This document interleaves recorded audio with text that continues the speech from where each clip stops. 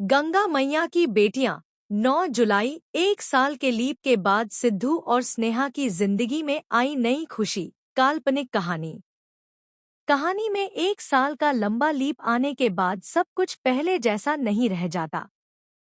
समय के साथ कई रिश्ते बदल चुके हैं, कई पुराने घाव भर चुके हैं, तो कुछ नए राज अब भी पर्दे के पीछे छिपे हुए हैं।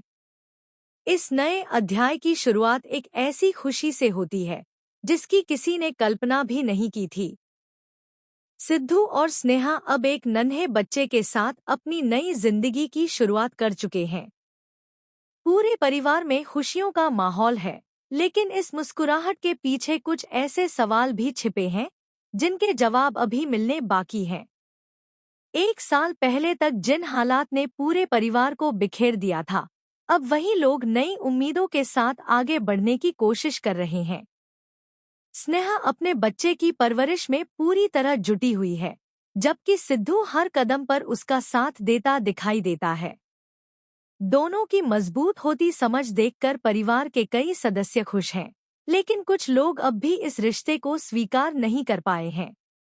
यही वजह है कि घर के अंदर एक बार फिर तनाव का माहौल बनने लगता है। इसी बीच परिवार में एक ऐसा चेहरा लौटता है जिसकी वापसी हर किसी को चौंका देती है। उसके आते ही पुराने विवाद और अधूरे सवाल फिर से सामने आने लगते हैं। कुछ लोगों को लगता है कि अब सब ठीक हो जाएगा, जबकि कुछ को डर है कि यह वापसी नए तूफान की शुरुआत साबित हो सकती है।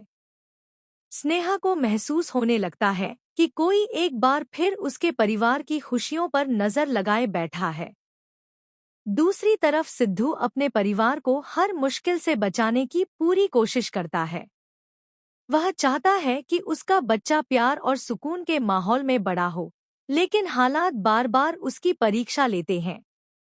एक छोटी सी घटना पूरे परिवार के बीच गलतफहमियां पैदा कर देती है और खुशी का माहौल अचानक तनाव में बदल जाता है। सबसे बड़ा मोड़ तब आता है जब स्नेहा को एक ऐसी जानकारी मिलती है जो पिछले एक साल से छिपे हुए एक बड़े रहस्य की ओर इशारा करती है।